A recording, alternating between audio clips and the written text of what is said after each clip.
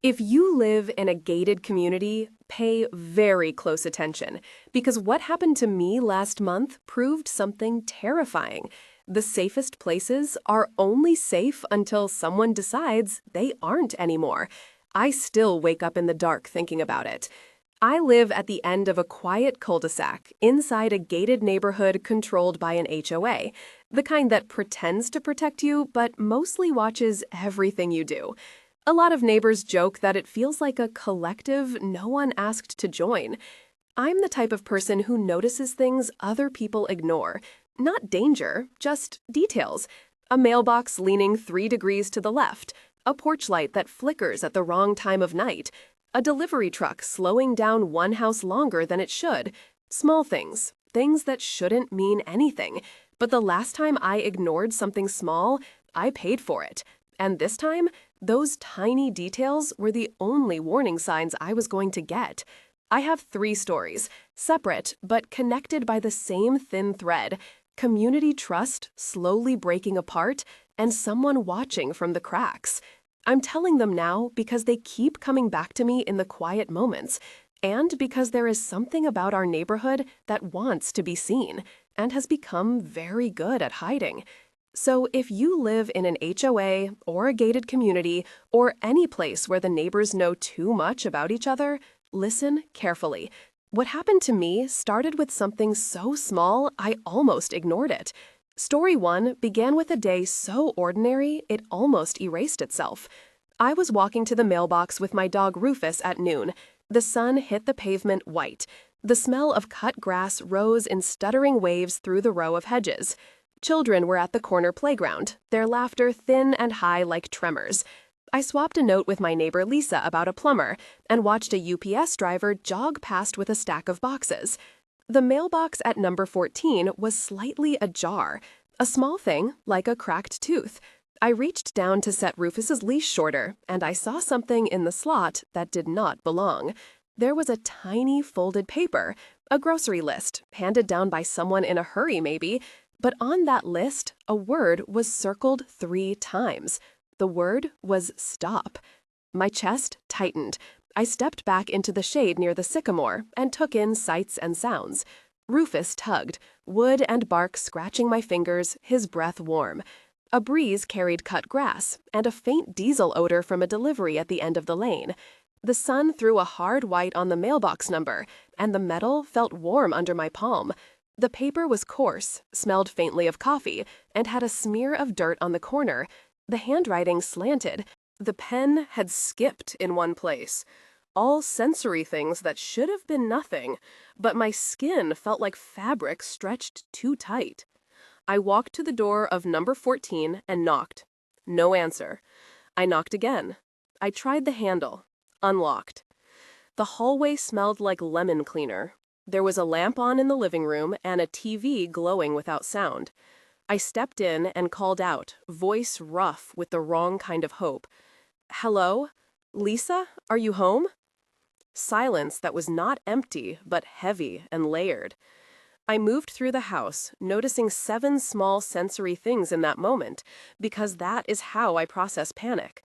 The wooden floor creaked under my shoes. The curtains were closed, but the edges let in a haze of afternoon light that dust made visible.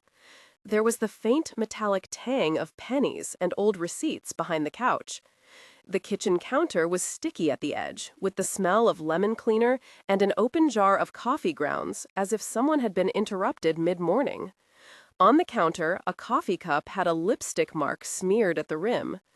There was a single shoe by the back door, its laces neatly tied, the fabric damp with morning dew. The thermostat read 77 and was set to hold. All the pieces suggested something mundane gone wrong, and not necessarily dangerous, but the circled word in the mailbox and the stillness told a different story. I stepped into the backyard through the sliding glass. Tomatoes drooped in a raised bed, the soil crumbly and dry. A small red scooter lay on its side near the hedge. Then I heard a sound that made my throat lock like ice.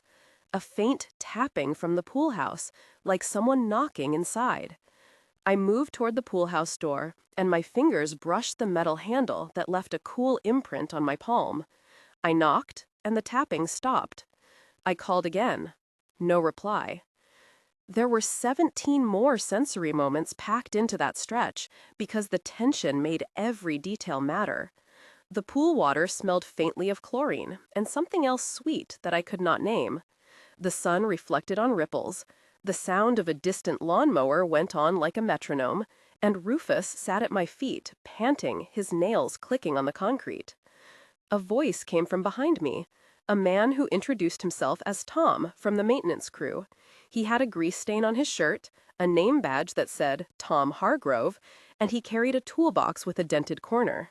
He said he had keys. He said he had been asked by the HOA to pick up mail that fell on the sidewalk. He asked if I wanted to wait while he checked. I did. Our exchange began simple and then deepened into a slow revealing of the neighborhood's small fractures. "Did you see anything unusual at the mailbox?"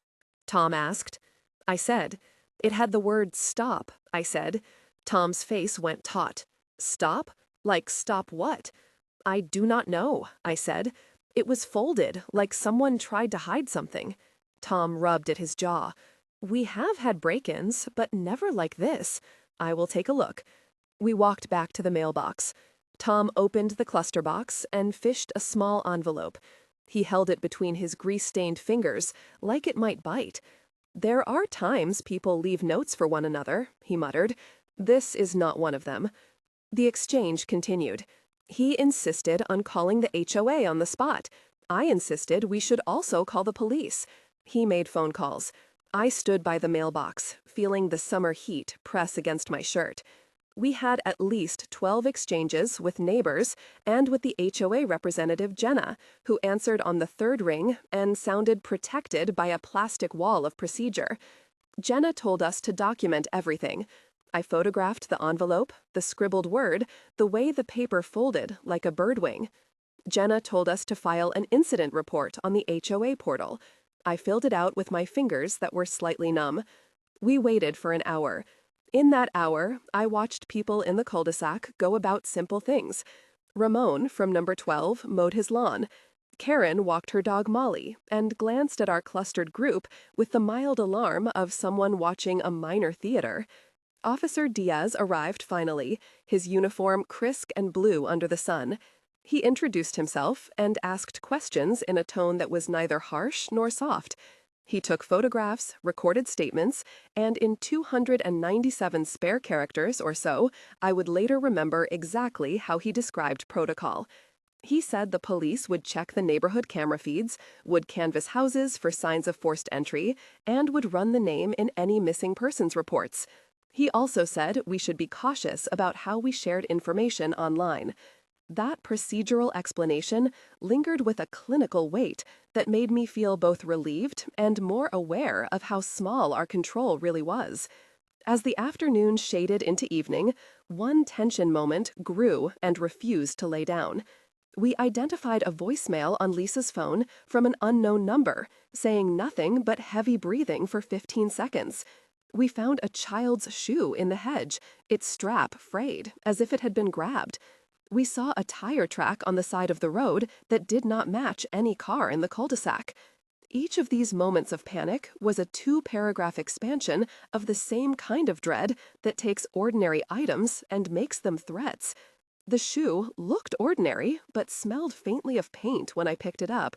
I tasted copper on my tongue when I thought about the possibilities. The hedge had a scrape that cracked like paper when I ran my fingers along it. That scrape felt like an accusation. At dusk, we had a neighborhood meeting called by the HOA. Jenna, the regional manager, Paula, and a representative from the board named Mark sat on folding chairs on the lawn near the street lamp. The meeting was structured like a small council session. Mark spoke in a voice that tried to be steady. Paula handed out plastic cups with water. Officer Diaz provided a thorough but short verbal report.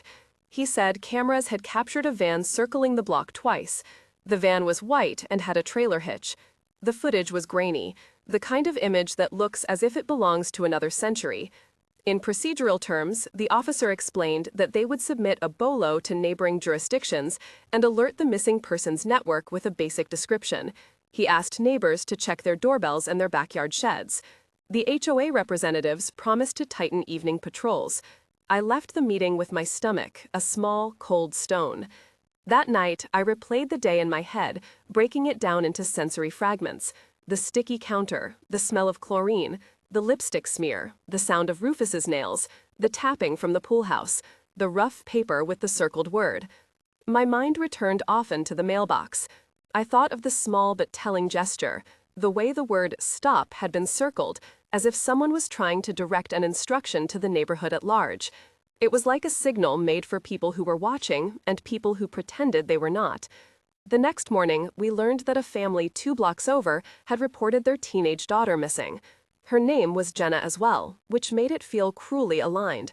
The police found her locker room at school empty, and her phone last pinged near our neighborhood. A poster went up with a picture of a smiling girl in a red hoodie. Our small community watched the photo and felt the mutual pull of horror and responsibility. I printed a copy and put it on my fridge. I put Rufus's leash on and walked the lanes slow, noticing faces at windows and the way our ordinary routines began to arrange themselves around the missing girl. The HOA convened with more urgency. Phone calls multiplied. I wrote everything down. Our neighborhood had always been a place with rules that promised safety. Now, the rules felt like a brittle fence around something not understood. That week created another tension moment that unfolded like a string pulled too tight. A neighbor, Tom Hargrove, confronted a man by the mailboxes who was trying to loosen a cluster box with a screwdriver. The man claimed he was a postal worker and produced a badge that looked off in the same way counterfeit things look off. 11 of our neighbors watched on their porches as the exchange escalated. I moved forward because I had to know. We had a 12-move conversation with this stranger, and between us, the cadence of voices changed from curious to accusatory to frightened. Tom said, "You do not work here. Who are you with?" The man said, "I am with the delivery service." I said, "Which company? Show me ID." He fumbled. He became loud, then he became small. We recorded him on our phones. He left. The van returned later that night and backed out of the lane at high speed. A sound like gravel and rubber screaming followed it into the dark. That sonic detail was etched into the memory like a cut. We called the police. Procedurally, the officers later explained to us in a compact passing of forms and policies that they would file the suspicious person report, add the vehicle description to the BOLO, and circulate the image across nearby precincts. They spoke in that specific, measured tone that offers reassurance and sets limits. I learned terms that afternoon, like BOLO and canvas, and the difference between a welfare check and an emergency response. Those words sat cold in my mouth as they turned them over.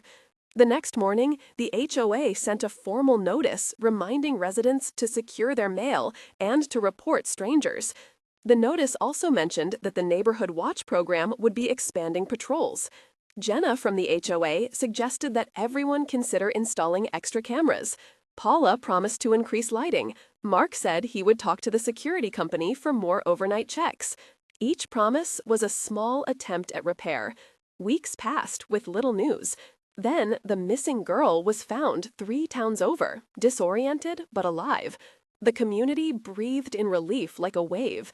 Jenna's family thanked everyone at the HOA meeting that followed. Yet the envelope with the circled word remained in my mind like a scar. I could not shake the feeling that we had been brushed by something larger, something that used ordinary routes and everyday places to move through our lives. I kept thinking about the small signal that someone had sent and how close we had been to misunderstanding it as nothing. Before I move to the second story, a quick note for you watching. If you have ever been in my shoes, pause and think about how you would act. If you would step in, speak up, or call for help, comment below with "intervened" or "walked away" and tell us what you would have done. Your answers help others realize that small decisions matter. If you have a similar HOA story, share one line about it. I will read the comments and bring the most concrete community suggestions into future episodes. Now back with me to the second story, which started as a simple board meeting. Story 2 began in the HOA conference room on the second Tuesday, the kind of place with a beige table, a laminated agenda, and stale coffee that smelled like burnt toast. Our neighborhood board had convened to vote on a new landscaper. The decision was small enough to be mundane. The room smelled of toner and old paper. There were 12 chairs and 8 people showed up. I knew everyone at the table by sight and by name and by the small rhythms of their lives. There was Mark the president, Jenna the manager, Paula the regional liaison, Tom the maintenance lead, Ramon who ran the social events, Karen who was the resident safety chair, and 2 new faces who were prospective board members named Allison and Derek. The meeting started with the chairs scraping resinously on the tile floor and a PowerPoint blinking with budget lines. We each took minutes and sipped our coffee. Halfway through the vote, Allison, a woman with thin glasses and a penchant for precise numbers, raised a concern about a neighbor who had been acting strangely in the common garden. Her voice was steady.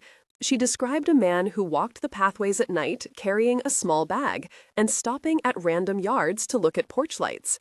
Her description contained sensory details that made me hear the scrape of a shoe along a gravel path, smell the damp earth, and see the porch lights stuttering through a hedge. The chair asked Allison to elaborate. She did.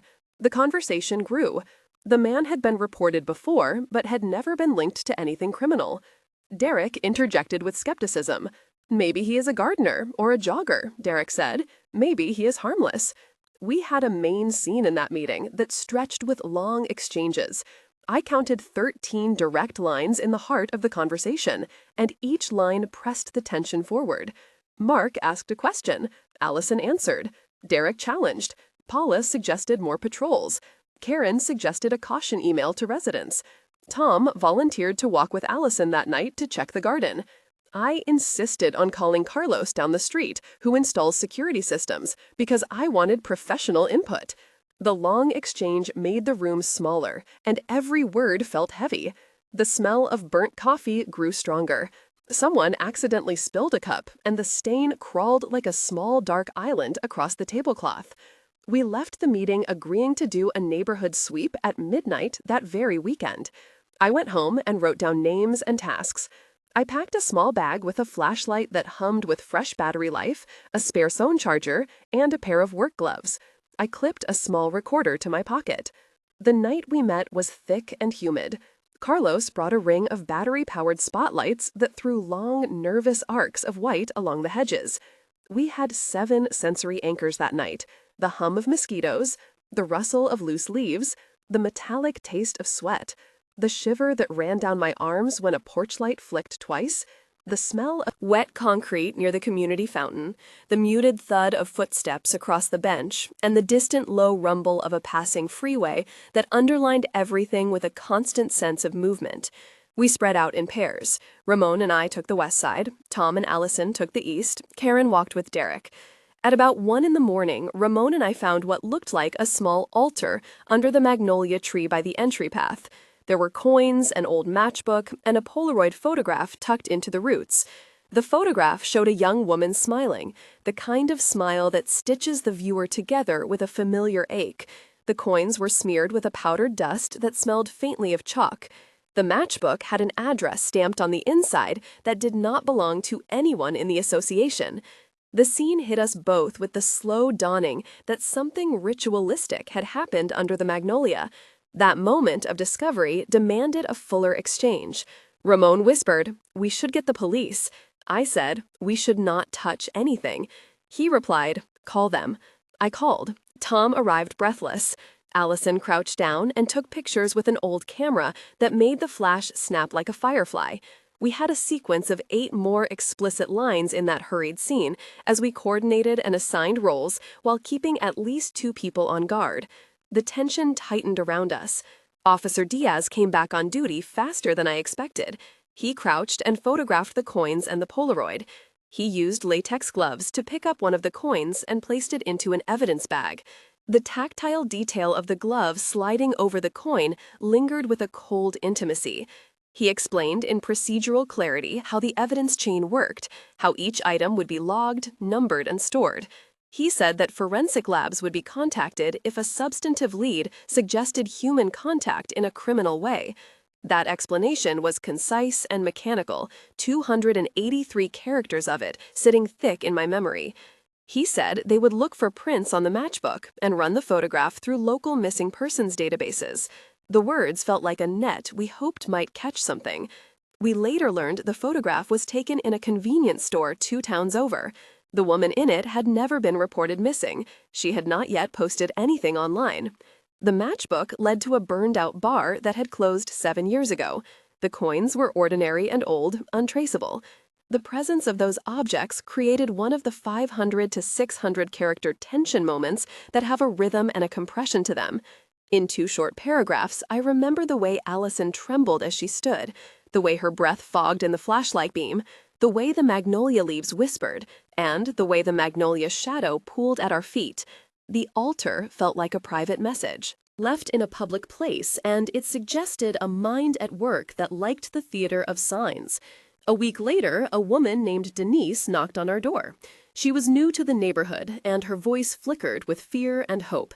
She said she had found a coin in her mailbox and a note folded under her welcome mat that said, "Watch." We set up a watch rotation. The HOA sent out an email with a more rigid and almost defensive tone. Those messages from Jenna and Paula began to sound less like neutral memos and more like attempts to assert control. Mark tried to reassure people at the next community meeting, and someone in the back of the room asked if we should hire off-duty police officers for patrol. The tension ran the room. One night, during a watch shift, our group confronted a man who was intentionally moving between houses with a small bag. The confrontation was loud and public. We had a main scene of confrontation that ran through a long catalog of exchanges. The man insisted he was a photographer taking pictures of architecture.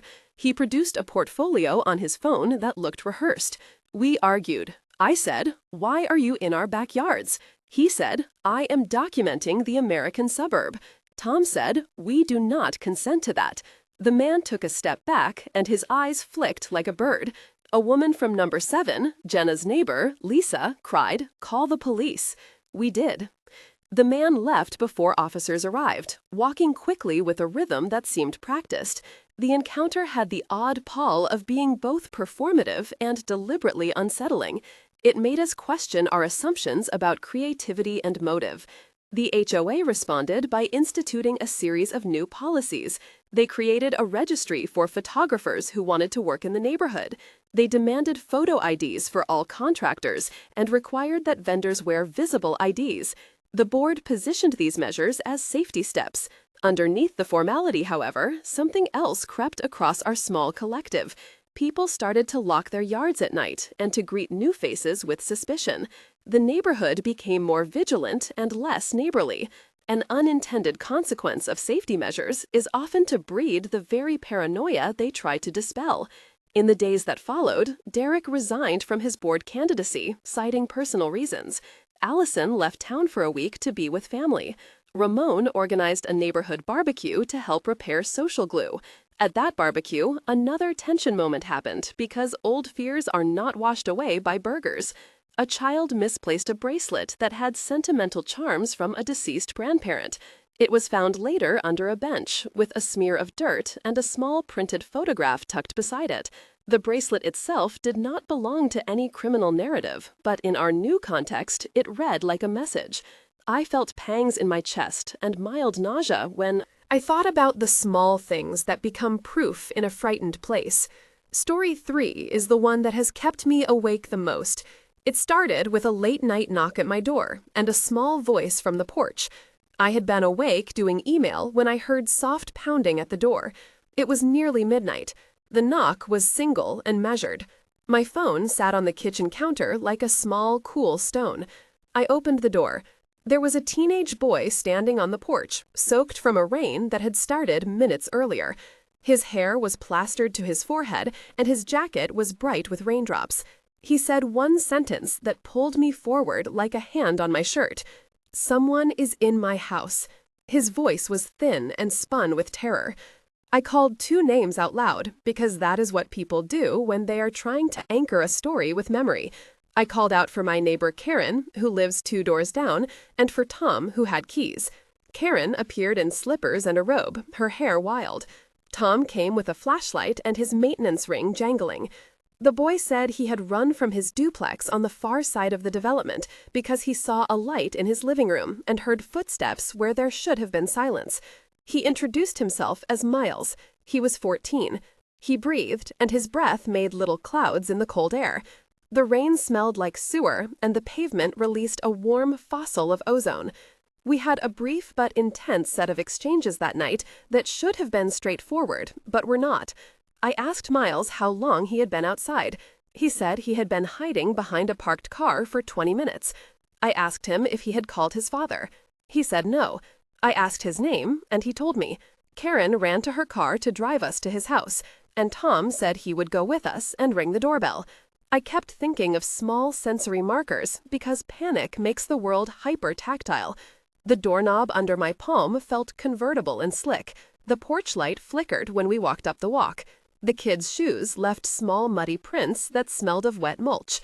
When we reached Miles's house, the back door was standing open a crack. We went in holding flashlights like small moons. The living room lamp was on, but its shade was crooked, as if someone had been in a hurry. The sound of a television that had been left on low hummed like a sleeping appliance. On the coffee table, there was an upside-down plastic cup. The kitchen smelled of boiled cabbage. In that moment, I felt a pressure in my ears. My first instinct was to search the house while others waited at the door. Then Karen stopped me. She said, "We should call the police first." That was the moment of dilemma. If someone was inside, we risked them escaping. If we waited, we risked them doing something worse. The choice felt like a moral carve between rash heroics and a lawful procedure. We called the police. Officer Diaz took the call and arrived with 2 squad cars in short order. He moved with the quiet authority of someone who had been in similar scenes before. He asked us to step back and used a radio to call for backup. The officers asked Miles to describe what he had seen and to point out any objects or sounds. Miles stammered and pointed toward the kitchen. The officers moved in. One officer announced as procedure that they would do a protective sweep for any immediate threats and then secure the residence. That was the technical description that kept the narrative tethered to process. They used a flashlight pattern, moving left to right, then low, then high, calling out rooms as they checked them. They found no intruder inside. There was no footprint inconsistent with the family. The officers called it a false alarm and a welfare check. And yet, the story did not end there. A few days later, Miles became distant. He stopped coming over to the cul-de-sac. Rumors spread that he had seen something and refused to talk. I sat him down and got him to open up. He said he had seen a man in his window who was wearing a black jacket and had a camera. He said the man had pressed the shutter of the camera without flash and looked straight at him in a way that made Miles feel exposed. Miles said he had seen the camera light blink once like an insect and that the man had smiled a little. That description made my skin crawl. We investigated together. I talked to Officer Diaz and asked what could be done about someone prowling with a camera. He explained the legal lines we could cross if we tried to confront directly and the evidence protocol we would need in order to press charges. He advised we gather proof like timestamps, images, registration, any vehicle description, and to avoid vigilante approaches. His official words were sharp and short. He suggested I install a camera directed toward my front walkway. I did. I learned how to set motion sensitivity and how to timestamp a clip. That procedural know-how felt like armor. I also learned how incomplete it is. The camera captured something 3 nights later at 2:14 a.m. A shadow moved along the walkway and then a flash of light like the blink of a phone camera. The footage was grainy. The man in the jacket had a hood and his face was partially inward. His hand flashed briefly, as if gesturing. He did not enter any house. He moved down the lane, slow like a prowler.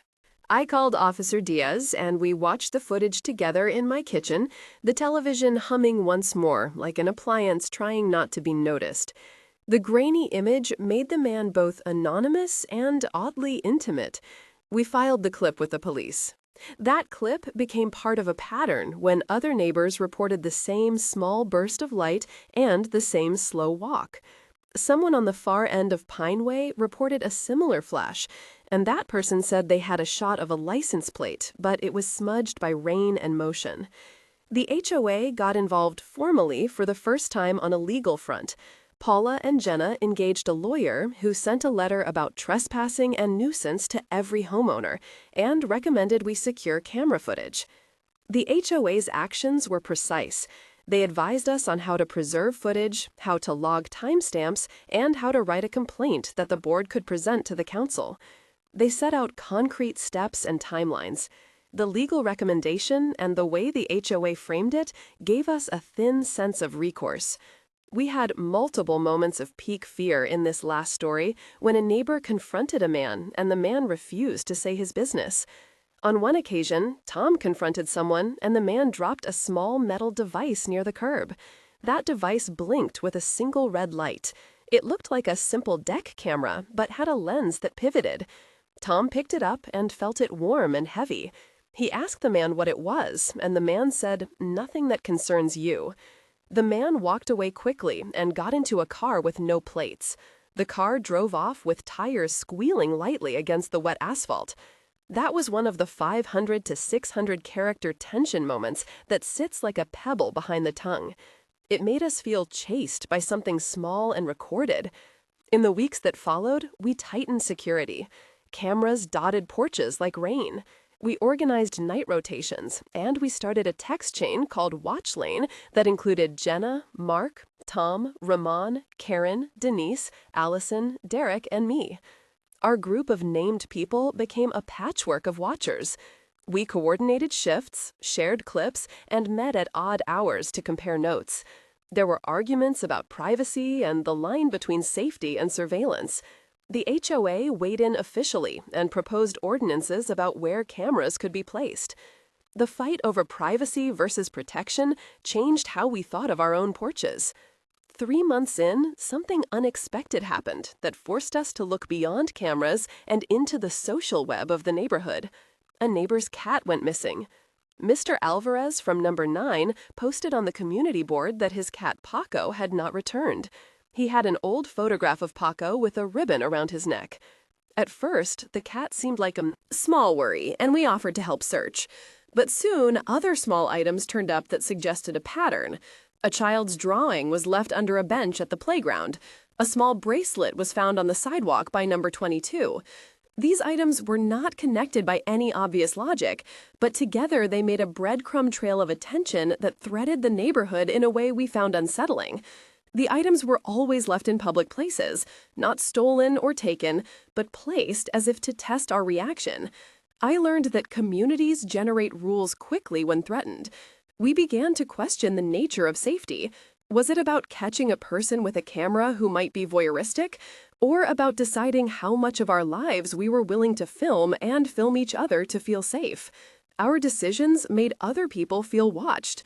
Our new normal became one where adult neighbors bash light on each other in a ritual of mutual suspicion that sometimes saves and sometimes injures. I want to pause and shape these memories into 3 concise tension nodes that have stayed with me. First, the mailbox note that read "Stop" and the missing girl who was found miles away. Second, the altar under the magnolia and the man with a camera who claimed architectural interest. Third, the late-night flash of light on the walkway and the small metal device with a blinking red eye. Each of these moments is compact and fits inside 2 to 3 paragraphs of memory and dread, and each acts as a fulcrum where ordinary civic life tipped into fear. Those moments are also the ones where the community had to decide whether to act as a collective or to pretend the strange things were someone else's problem. Now to the more practical side. If you ever need to work with authorities, here is a short procedural description to guide you. When you encounter a suspicious object or person, document everything you can. Use your phone to take timed photos and videos. Note the exact time, the direction the person moved, vehicle descriptions, and license plate fragments. Do not touch potential evidence. Call the local non-emergency line and ask for a welfare check if you are not in immediate danger. If it is an emergency, call 911. Preserve any objects in situ if safe, and make a record of who handled them. Share the evidence files with the investigating officer and ask for a report number. That framework is compact and clear and can make the difference between a closed case and one that stalls. I have given you the stories in sequence. Each one ended with actions taken and consequences measured. But the real epilogue is how the neighborhood changed, and that must be told in time slices, because the slow arc is what matters most. 1 month later, the cul-de-sac felt different. The mailbox at number 14 had a bright new lock installed. And a neighbor named Lisa left a small potted plant on my porch as thanks for watching that day. I went to the HOA meeting and provided a statement. Jenna told me the board had voted to expand night patrols, and Paula posted a vendor list for local security companies. We put up motion-activated lights along the walkway, and Carlos installed a community camera at the corner light pole. People started to speak with one another more often about small concerns. There was gratitude and tiredness at the same time. The missing girl's family posted updates, and we followed them online. There was a benefit dinner organized by Ramon and Karen that raised money for increased patrol hours. The neighborhood felt stitched together by worry and care. In those 4 weeks, I noticed neighbors leaving porch lights on and bringing in packages together, and a new sense of watchfulness that was earnest, if uneasy. 3 months after the first note, the pattern had shifted. The man with the camera had not returned to our street, at least not in a way visible to our cameras. The police had a few leads and had passed information to other departments. The ritual items under the magnolia stopped appearing. Neighbors became more active in volunteer roles. Allison rejoined the meetings via video call from another town. Derek decided to run for a vacant board seat and presented a proposal for a privacy by design camera policy that balanced surveillance and neighborly trust. The HOA implemented a simple registry for contractors and musicians who wanted to work in yards. The community board posted a guide for safe confrontation and recommended we never confront someone alone. The practical changes were real, but under the surface, a quiet division remained. Some neighbors resented the new lights and the cameras. Others felt the measures were not enough. The exhale was partial. 6 months out, the landscape was more complicated, and the emotions remained raw. The missing girl had moved away with her family and posted updates occasionally. She thanked our neighborhood for calling and for not turning away. There were fewer patrols because the HOA reevaluated budgets and found the costs unsustainable long-term. A volunteer watch continued, but with less frequency. We had to confront the limits of vigilance. A developer proposed a new set of townhouses on the adjacent lot, which reignited old arguments about locks and gates and community openness. People wrote long emails. Some nights I still woke with the taste of rust in my mouth and the echo of a camera shutter in my ears. The incidents had changed us into a different kind of collective, one that had learned to speak in the language of suspicion and to swap passwords and worry like children do. We had also learned practical things about documentation, about not touching objects, and about how to use our phones as evidence without mistaking them for justice. If you live in a gated community, here are several concrete takeaways from what we endured. First, trust your discomfort. If a small gesture feels wrong, it probably is. Second, document everything. Photos and timestamps matter more than you imagine. Third, use the HOA as a hub for coordination, but do not cede all authority to it. Hold them accountable for follow-through. Fourth, create a culture of neighborly checks without descending into paranoia. Do not confront strangers alone. Call the police when in doubt. Fifth, balance privacy and surveillance thoughtfully. Cameras can deter, but they can also fracture trust if misused. Finally, never assume that small things are meaningless. A note in a mailbox, a small altar beneath a tree, and a red blinking device by the curb are ordinary tokens until they become not ordinary. I am not a hero in these stories. I am a neighbor who noticed things and who felt responsibility. I made choices that sometimes helped and sometimes made no measurable difference. I wrote incident reports, I took calls from the police, I pushed for board action, and I bought a camera that still records the way the streetlight pools each night. We lost a measure of innocence in the process, but gained a fragile competence in dealing with the small, dark things that creep into suburban life. If this story moved you, write "intervened" or "walked away" in the comments and tell us which you would have chosen and why. Share one line of a similar HOA incident if you have one. Each comment helps someone else decide to act. If you want more episodes like this, subscribe for verified stories about neighbors and small moments that escalate and what to do when they do. This channel will keep digging and reporting what we find. At the end of all this, the most lasting detail is a small image I cannot shake. It is a mailbox with its flag down and a tiny envelope creased where someone folded it to be hidden, with one word circled in the middle like a small plea. It looks ordinary until you remember the smell of the lemon cleaner and the tapping in the pool house and the Polaroid beneath the magnolia. It looks ordinary until you remember the flash of a shutter at 2:14 a.m. and the way a man can walk the lane with no plates and leave a blinking red eye in the gutter. Those ordinary things added up to a sustained unease that changed how we live together. If you are part of an HOA, be present. If you are a board member, be accountable. If you are a neighbor, listen. Small signs matter. Respect the process. Trust that something that feels wrong can be the beginning of prevention. And remember that safety is not just about fences and cameras, but about a community willing to look at the small things and to act with care. Thank you for listening to these 3 stories. Keep your porch light on for a while after you watch this and check in with a neighbor. It is a small gesture, but sometimes small gestures are the difference between a normal night and the end of innocence.